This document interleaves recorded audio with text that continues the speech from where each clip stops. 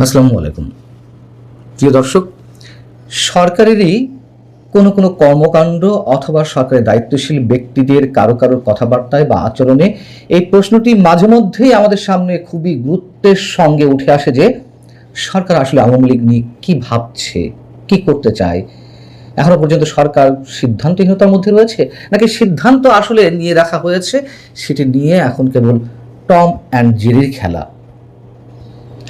আওয়ামী লীগ নিষিদ্ধ হবে কিনা সে সিদ্ধান্ত দিবে আদালত, এমন একটি মন্তব্য গত কয়েকদিন আগে করলেন প্রধানমন্ত্রীর তথ্য বিষয়ক উপদেষ্টা ডাক্তার জাহিদুর রহমান। তো তখন অনেকেরই মাথায় আসছিল না যে এখানে আসলে আদালতের প্রসঙ্গ কিভাবে আসছে এই মুহূর্তে। আওয়ামী লীগ নিষিদ্ধ হওয়া না হওয়ার বিষয়ে তো আওয়ামী লীগের পক্ষ থেকে কেউ কোনো রিট করেনি, অথবা সরকারও আদালতের দ্বারস্থ হয়নি এই বিষয় নিয়ে। তাহলে কিভাবে সিদ্ধান্ত আসবে? নাকি আদালত নিজের স্বতঃপ্রণোদিত হয়ে এ বিষয়ে কোনো সিদ্ধান্ত দিবে, কোনো রুল জারি করবে? পরবর্তীতে এসে আবার আমরা দেখলাম যে মঙ্গলবার সেই একই ব্যক্তি ডাক্তার জাহেদ সাহেব সে বিষয়ে আরেকটু খোলাসা করে সাংবাদিকদের সামনে কথা বললেন। কিন্তু যে কথা তিনি বললেন তাতে কি স্পষ্ট কোনো মেসেজ পাওয়া যায় আগামীর রাজনীতি নিয়ে? তিনি কি বললেন? তিনি বলছেন, আওয়ামী লীগ তো নিষিদ্ধ হয়নি, তাদের কর্মকাণ্ড নিষিদ্ধ রয়েছে, একটু অপেক্ষা করুন। আমাদের স্বরাষ্ট্রমন্ত্রী জানিয়েছেন, আমাদের আইসিটি থেকে জানানো হয়েছে, তদন্ত চলছে, সেই সময়টা পর্যন্ত অপেক্ষা করলেই হবে। বিচারে দেখা যাবে তাদেরকে নিষিদ্ধ করা হবে কিনা। আবারও বলছি, এটি আদালতের এখতিয়ার, বিচারক সপক্ষের কথা শুনে সিদ্ধান্ত নেবে। এ বিষয়ে বিশ্লেষণ পরে আসছে, তার আগে ছোট্ট করে একটা কথা বলে রাখি। মানে আমাদের এই জাতির কি দুর্ভাগ্য, এখন আমাদেরকে তুলনা করতে হয়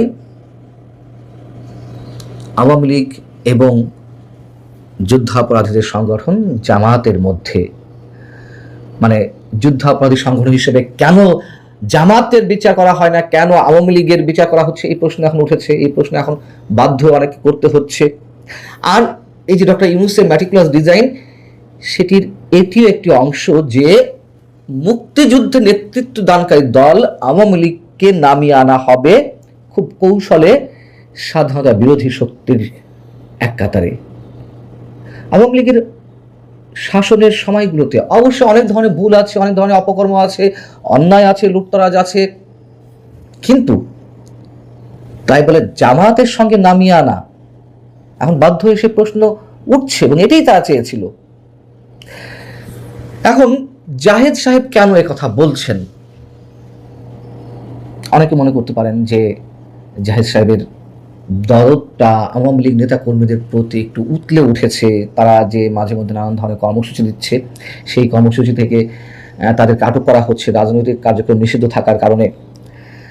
তো তিনি শুভাকাঙ্ক্ষী হয়ে নেতাকর্মীদের, আওয়ামী লীগ নেতাকর্মীদের অস্থির হতে বারণ করছেন, অপেক্ষা করতে বলছেন। তিনি সম্ভবত মেসেজ দেওয়ার চেষ্টা করছেন যে খুব শীঘ্রই নিষেধাজ্ঞা তুলে নেওয়া হবে আদালতের মাধ্যমে। যেহেতু মানবতা বিরোধী অপরাধের দায়ে বা অভিযুক্ত করে সংগঠন হিসেবে আওয়ামী লীগের বিচার শুরু হতে চলেছে, এখন তদন্তের পর্যায়ে আছে আন্তর্জাতিক অপরাধ ট্রাইব্যুনালের রাষ্ট্রপক্ষের আইনজীবীদের মাধ্যমে। সেই জায়গা থেকে এই কথা বলা হচ্ছে, নাকি তিনি এমনটা মনে করার চেষ্টা করে এই কথা বলছেন অপেক্ষা করতে যে আওয়ামী লীগ যে কোনো সময় ভীষণ আকারের অনমূর্তি ধারণ করতে পারে, দেশের রাজনৈতিক পরিবেশ অস্থিতিশীল করে তুলতে পারে। এর জন্য আগে থেকে সরকারের পক্ষ থেকে একটা মেসেজ দেওয়া, না না তোমরা থামো, তোমাদের বিষয়ে একটা ব্যবস্থা হচ্ছে। প্রশ্ন হচ্ছে, যেটাই হোক না কেন, ডাক্তার জাহেদ সাহেবের উপরে আওয়ামী লীগের নেতা কর্মীরা কতটুকু আস্থা রাখবে, তার কথায় কতখানি গুরুত্ব দিবে? প্রথমত, 12ই ফেব্রুয়ারি নির্বাচনের আগে মির্জা ফখরুল থেকে শুরু করে বিএনপির শীর্ষ নেতারা আওয়ামী লীগের ভোটারদের কাছে ভোট প্রার্থনা করেছিলেন। তারা আশ্বাস দিয়েছিলেন, প্রতিশ্রুতি দিয়েছিলেন যে বিএনপি ক্ষমতায় এলে আপনাদের কারো কেউ কিছু করতে পারবে না, বিএনপি আপনাদের পাশে থাকবে, এ ধরনের কথাবার্তা তো বলেছিলেন। মির্জা ফখরুল ইসলাম আলমকে তো আরো অনেকের চেয়ে কয়েক ধাপ এগিয়ে গিয়ে প্রায় মায়াকান্না করে ফেললেন। তিনি কি বললেন একটি নির্বাচনী সভায়, সম্ভবত তার নির্বাচনী এলাকা ঠাকুরগাঁয়ে, তার কথাগুলো আমি হুবহু কোট করছি। তিনি বলছিলেন, নৌকার যিনি কাণ্ডারি সাবেক প্রধানমন্ত্রী শেখ হাসিনা, তিনি নেতাকর্মীদের ফেলে ভারতে পালিয়ে গেছেন, দিল্লিতে গিয়ে বসে আছেন, আর আমাদেরও বিপদে ফেলে গেছেন। কি ধরনের বিপদ? তিনি বলছেন শেখ হাসিনা থাকলে অন্তত একটি গণতান্ত্রিক ব্যবস্থা চলতো। বুঝুন অবস্থা, কি সম্মান প্রদর্শন করে কথা বলা হচ্ছিল। আওয়ামী লীগের নেতা কর্মীরাও ভাবছিলেন বিএনপি ক্ষমতা এলে সত্যি সত্যি তাদের দলের রাজনৈতিক কার্যক্রমের উপর দেওয়া যে নিষেধাজ্ঞা সেটি তুলে নেওয়া হবে, তাদেরকে মামলা মোকদ্দমায় পড়তে হবে না, এলাকা ছাড়া হয়ে থাকতে হবে না, তারা এলাকা ফিরে যেতে পারবে, পরিবার পরিজনের সাথে একসাথে থাকতে পারবে। কিন্তু ফল হলো কি উল্টোটা। সন্ত্রাস বিরোধী আইনে যে ধারায় ডক্টর ইউনূস আওয়ামী লীগের রাজনৈতিক কার্যক্রম নিষিদ্ধ করেছিল, সেই ধারাটি আইনে পাশ করে ফেলা হলো নতুন সংসদের প্রথম অধিবেশনেই। তারপর কি হলো? বিভিন্ন জায়গায় আওয়ামী লীগ নেতা কর্মীরা আক্রমণের মুখে পড়তে লাগলেন। একেবারে খুব ইনিশিয়াল স্টেজে সরকার ক্ষমতা আসার পরে কয়েকটি জায়গায় আওয়ামী লীগের কার্যালয় খুলে দেওয়া হচ্ছিল, কিন্তু তারপর পরই আমরা দৃশ্যপটগুলো পাল্টে যেতে দেখলাম। আক্রমণের মুখে পড়তে লাগলো আওয়ামী লীগ নেতা কর্মীরা, তাদের নামে নতুন নতুন মামলা হতে লাগলো, নতুন নতুন করে আরো অনেককে কারাগারে যেতে হলো, আবার কেউ কেউ জামিনও পেয়েছে, যেটা সত্য কথা। কিন্তু টোটাল সিনারিওটা কি? এখনো তো তারা এক অর্থে নিষিদ্ধ অবস্থায় রয়েছে। উল্টো সংগঠনের বিচার করা হচ্ছে। রাজনৈতিক কার্যক্রম নিষিদ্ধ থাকা তাও তো একটা ইয়ে ছিল যে না, ফর দ্য টাইম বিং রাজনৈতিক কার্যক্রম নিষিদ্ধ রয়েছে, একটা পর্যায়ে এগুলো উইথড্র করা হবে। দলের বিচার করার জন্য ট্রাইব্যুনালেও যাওয়া হলো, মানে যাওয়ার প্রস্তুতি চলছে। আর ডাক্তার জাহেদ ব্যক্তি পর্যায় থেকে তার কথাটাও কতটুকু গুরুত্ব দিতে হবে?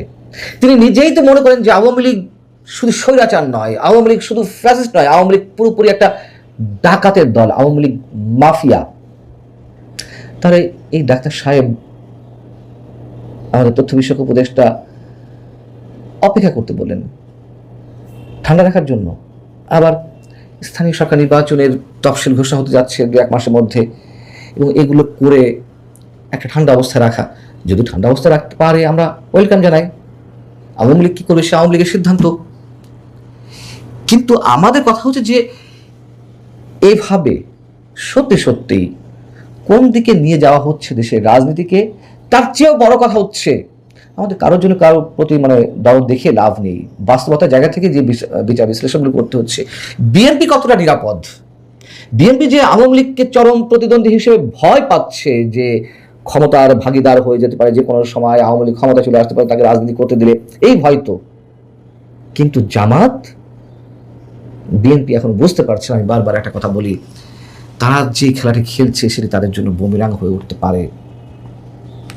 সাম্প্রদায়িক মৌলবাদী শক্তি যেভাবে এক ধরনের রাজনৈতিক শূন্যতার মধ্য দিয়ে শক্তিশালী হয়ে উঠছে, যেই শক্তিশালীটা আওয়ামী লীগ করেছিল, এটাও সত্য কথা, আওয়ামী লীগ রাজনৈতিক শূন্যতা সৃষ্টি করেছিল, ঠিক এখনো তাই চলছে। এবং এর মধ্য দিয়ে যেমন একটা ডক্টর ইউনূসের একটি জঙ্গিবাদী শাসন বাংলাদেশে প্রতিষ্ঠিত হয়েছিল,